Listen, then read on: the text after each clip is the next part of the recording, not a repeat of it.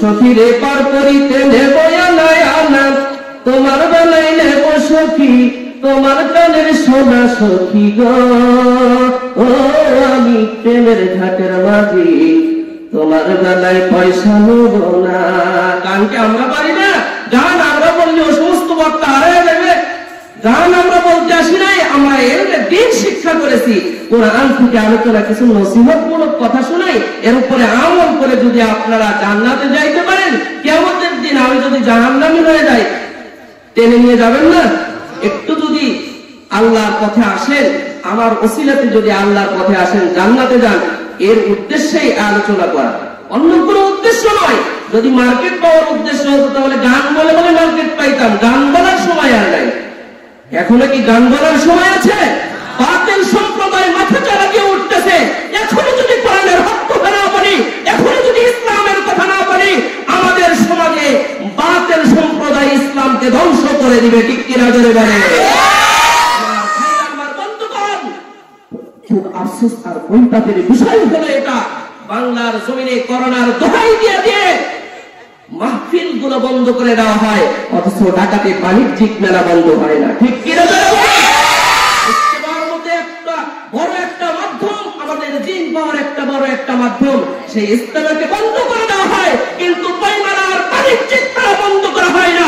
সমস্ত নাস্তিক মুরতাদদেরকে আমি বলতে চাই, হুঁশিয়ার হয়ে যাও, সাবধান হয়ে যাও। ইসলাম যদি হুকুমত যদি কায়েম হয়ে যায়, পালানোর মতো সুযোগ পাইবে না। ঠিক কিনা জোরে বলে?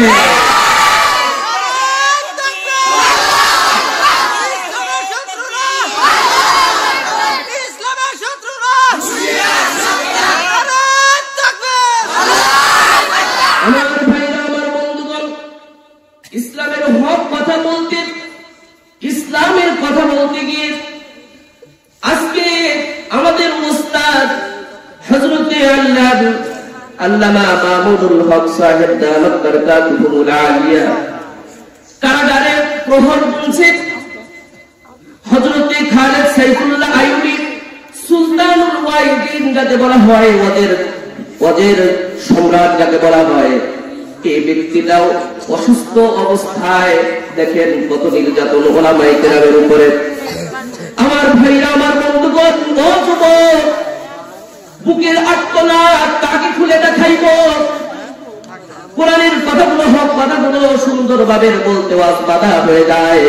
আমার ভাইরা, আমার বন্ধুগণ, আমার ভাইরা, আমার বন্ধুগণ, দিলওয়ার হোসেন সাইদি যে ব্যক্তিকে 1 বছর 2 বছর নয়, বর্তমান সমাজে নয়, আগের জমানাতেও এরকম অবস্থা ছিল, এরকম হুকুম ছিল, হুকুম কায়েম ছিল, পার্লামেন্টে কথা জারি ছিল। যাবজ্জীবন কারাদণ্ড হলেও তাকে 12 বছর কারাদণ্ড দণ্ডিত করা হয়। ঠিক কিনা জোরে বলেন? জোরে বলেন, ঠিক না ব্যাঠিক? আজকে 1 যুগ হয়ে যায়, কোরআনের এই পাখিটাকে অসুস্থ অবস্থাতেও কারাগারে বন্দী করে রাখা হয়েছে।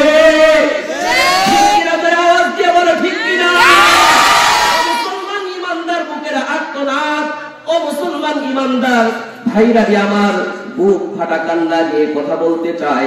এই কোরআনের কথাগুলো সুন্দরভাবে এই তাফসীর গুলো করেছেন হাজার হাজার জনতার মাঝখানে, লক্ষ লক্ষ মানুষদের সম্মুখে কোরআনের এই তাফসীর করেছে। শুধু তাই নয়, শত শত অমুসলিম মানুষরা তার হাতে ইসলাম গ্রহণ করেছে। আমার ভাইরা, আমার বন্ধুগণ, আজ এই কোরআনের পাখিটাকে 1 যুগ হলো কারাগারে বন্দী রাখা হয়েছে। দুর্নীতির ওই আখড়ায় বসে, দুর্নীতির ওই আখড়ায় বসে তাহির করে দেন, কলম দিয়ে কামাই টাকা, কলম দিয়ে কামাই টাকা, আবার ঘরে সাধুর ভান। ওরা শিক্ষিত শয়তান, ওরা শিক্ষিত শয়তান, ওরা শিক্ষিত শয়তান, ওরা শিক্ষিত শয়তান। এগুলো শিক্ষিত বটে, কিন্তু কি শিক্ষিত বটে, কিন্তু এরা শয়তান। এরা হলো আব্দুল্লাহ ইবনে উবাই ইবনে সুলুলের উত্তরসূরি, এরা হলো আবু জাহাল, এরা হলো আবু লাহাব আর উতবা শাইবা। তাদের উত্তরসূরি।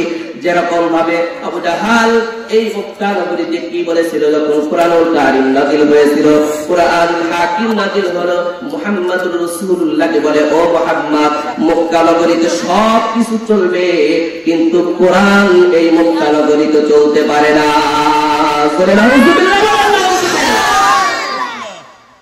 আজকে এই মাহফিলগুলোতে অনেক বাধা চলে আসে।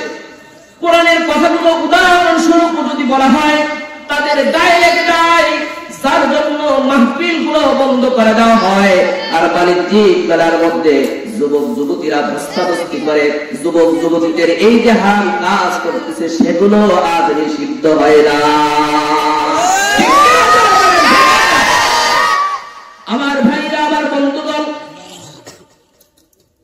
আবু জাহাল মক্কা নগরীতে বলেছিল সবকিছু চলবে কিন্তু কোরআনের আইন চলবে না, সবকিছু চলবে কিন্তু কোরআন চলবে না।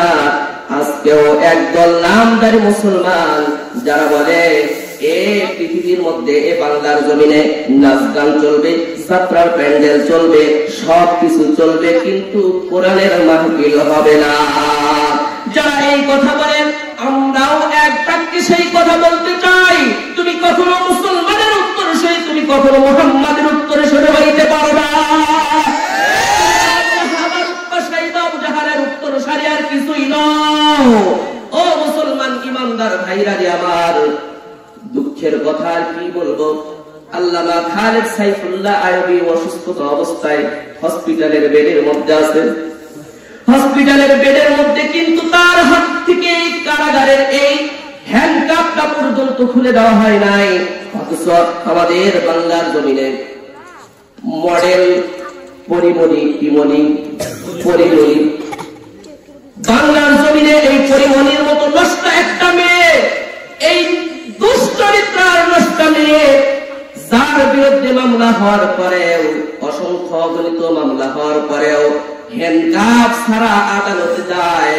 আর এই কোরআনের ধারক বাহক, কোরআনের পাখি আল্লামা খালেদ সাইফুল্লাহ আইয়ুবীর অসুস্থতা অবস্থাতেও হসপিটালের বেডের মধ্যেও হ্যান্ডকাপ পরিয়ে দেওয়া হয়।